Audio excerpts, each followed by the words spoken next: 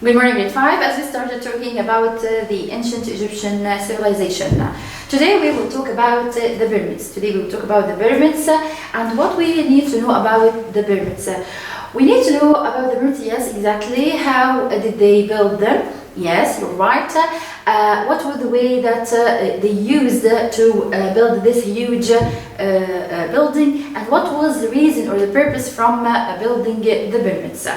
Here we will read this text together and we will know the questions or the things that I mentioned in the beginning. Let's read together. The Egyptian pyramids were built as tombs for the pharaohs and their queens. The largest pyramid, the Great Pyramid of Giza, is one of the west side of the river Nile and was built for the pharaoh Khufu. Okay, what do you think? Do we have any answer here for the questions that we mentioned in the beginning? Yes, we have. Yes, exactly, you're right. The reason for building the pyramids, and already we have the three pyramids, and the great one was built for Khufu, as he mentioned, and also as tombs for the pharaohs. How tombs for the pharaohs? Inside the pyramids, okay, they kept their tombs. And as we mentioned the last time, they believed in the second life, or there is another life after death. That's why they were putting very expensive and luxurious things inside the pyramids. So they put their tombs, especially for the queens and the kings, inside the pyramids. What else? It was over 140 meters high when it was first built and was made from over 2 million blocks of rock. So the material they used for building this huge building was the rocks, blocks of rock. And the number, or how many blocks they used about 2 million blocks. They used 2 million blocks.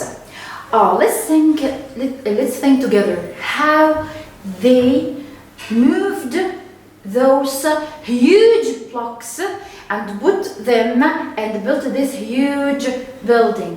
What did they use? Actually, they used something called ramps. They use something called ramps. What are ramps? I will get a photo for you here. This is a ramp. This is a ramp. You see this inclined surface. This is inclined surface. This inclined surface. Sorry, wait for me. This inclined surface, ramps help them to use or to move the blocks from one level to the other, Those are the ramps. Okay. Archaeologists don't know exactly how they were built. Oh, let's stop here. We have a big word. We can't continue. Archaeologists. Who are the archaeologists? We have a photo here. It will indicate for us who are the archaeologists. What are those people doing here? You see, it's like a big hole digging. It's dug down, and we have like all the things inside. We have another photo. We have mummies, okay, inside tombs. So, what do you think? Who discovered those things? The tombs and all the things inside this hole. The archaeologists. The archaeologist is the one who studies archaeology. The one who studies archaeology. You study the remains, the old remains from people who were lived many of years ago. Those are the archaeologists. Okay, but the Great Pyramid of Giza took a very long time to build. Of course, it will take talk a long time, but this was the biggest one. Okay, a very long time to build. Large blocks of stone were removed by thousands of workers. In fact, archaeologists think it took about 20,000 workers 23 years to build this pyramid. Oh, such a long time. How many workers? By thousands. Okay, thousands of workers, and 23 years. 23 years to build this building. When the pyramid was almost finished, a special block of gold was placed on top. Inside the tomb. Now we talked about how did they build this building, and who are the archaeologists. What did they use to carry those very big blocks using the ramps, and how thousands of workers took 23 years. And now we will see, or we will know what is inside this building. Here we have inside the tomb there were storage rooms. What are the storage rooms? Storage comes from to store something, to keep it. So storage room, it's a place for, yes, exactly, for storing things. Okay, as we all in our houses, maybe I have a room to store the things that maybe I don't need, maybe they are expensive things, maybe things I will keep it for using them later. Okay, so those are the storage rooms, rooms inside the pyramids to store, to keep the expensive and luxury things that they put it inside. For the object the king would need after he died. As we said before, they believed in the life after death. The tombs were filled with, inside the tombs, what was inside the tombs? Inside the tombs were very expensive things, like what? Treasures, as well as everyday objects. Even their plates, towels, maybe spoons, clothes, perfumes, the gold they were using, everything they were using in their first life, or while they are alive. Okay, they put it inside the tombs. Treasures as well, everyday objects. They were magnificent. What is the meaning for this word? Magnificent, magnificent, remarkable, wonderful. Okay, so magnificent, something wonderful, something amazing, and something remarkable. Golden chariots, as we said. What are the chariots? Let's see a photo for the chariot. This is the chariot. This is the chariot. You say it's a two-wheeled carriage. This is two-wheeled carriage. Okay, and mostly they used this chariot for moving from one place to the other, or from one place to another, and also in the wars, and also in the wars. Let's just away from me. Okay, so treasures as well as everyday objects. They were magnificent, remarkable, amazing, wonderful, golden chariots. Royal thrones. Royal thrones. Oh, let's stop here. The word royal. The word royal. Royal, okay, he may be a one.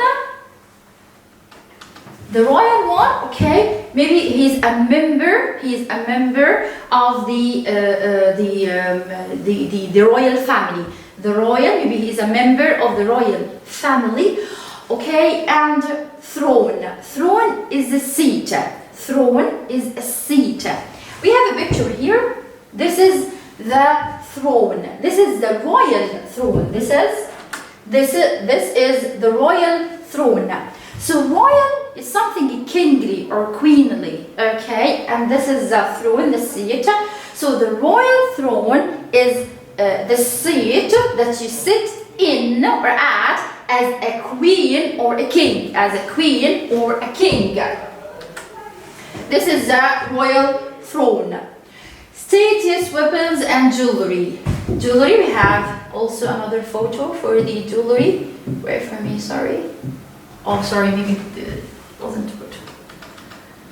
Okay, so we all know what the jewelry, okay, the jewels we use, silver, gold, bristles, so whatever. Okay, and jewelry, as well as clothing, perfumes, games, food, and the musical instruments. Okay, they have their own music and they have their own instruments. Okay, they used to play music. There were even mummified cats. You remember mummified? Okay, it comes from yes, to mummify something, to preserve it. Okay, using the mummification process. Using the mummification process, this cat, okay, this mummified cat, it was there to protect. They believed that it could protect them. They believed that it could protect them. So thus for the lesson and for the pyramids, and we will move to the next part. This is the royal throne, as we said. Okay, this is a chariot, and this is the ram used for moving the blocks from one level to the other.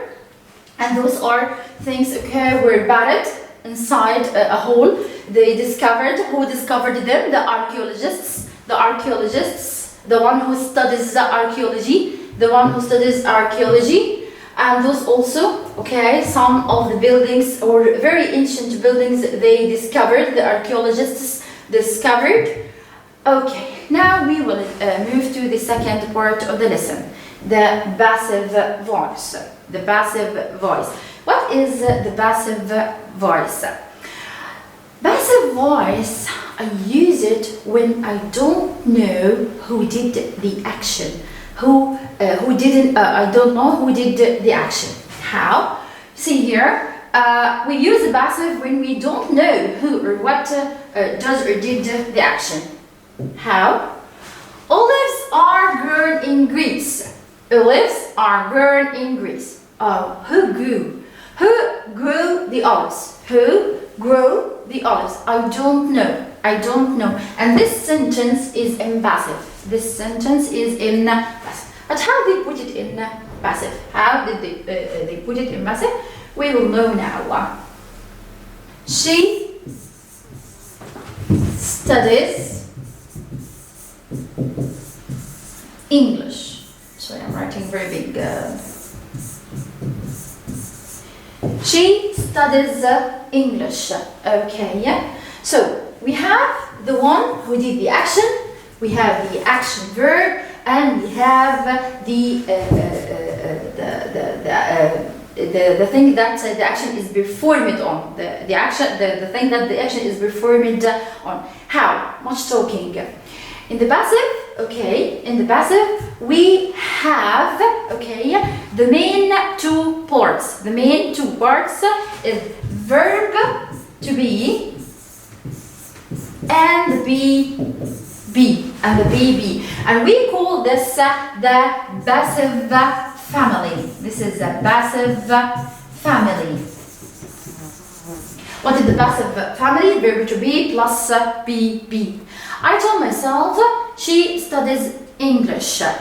Okay, this is the one who did the action, this was the action, and this was the thing that the action is performed on. That is the thing that we will start with. This is the thing that we will start with. So, she studies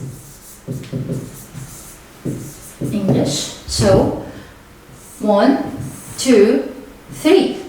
We will start with the object. Which is English. Okay. And then, here, this is the one who did the action. I don't want it. Okay. Now, and I start with the object. Now, here is the much work.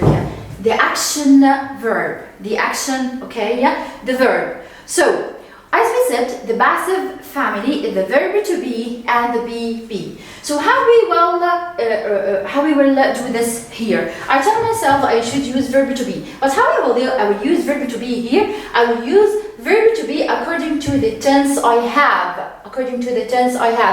The tense is in present. So I will use verb to be in present. So I will use am or is. Or are. I will use am or is or are. So here I have a new subject. which is English. Is it singular or plural? Yes, it's a singular. So I will use is. So English is. As we said, we have two parts, okay, or the two main members, family, okay, the verb to be and the BB. What I get the BB from? From another verb? No, from the verb I have. So English is studied, okay, English is studied. And then I will say by whom, okay, the object pronoun from she, by her, okay. Another one, let's say she cooks nice food. She cooks nice food, okay. This is the one who did the action, this was the action, and here is the object. So what's my new subject? Nice food.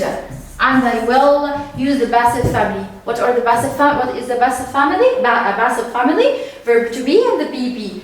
Here, okay, and then I will match according to the tense, okay, it's present simple, so nice food. So we'll use am or is or are. What's my subject? Nice food, it will be is, and the BB from the same verb I have, cooked. What if I didn't say by her? It would be wrong? No, it's completely right. It's completely right. This is for using the passive in present. What if we said they? Okay, they they what we can say? They studied. Again, they studied. They helped. They helped. Smaller.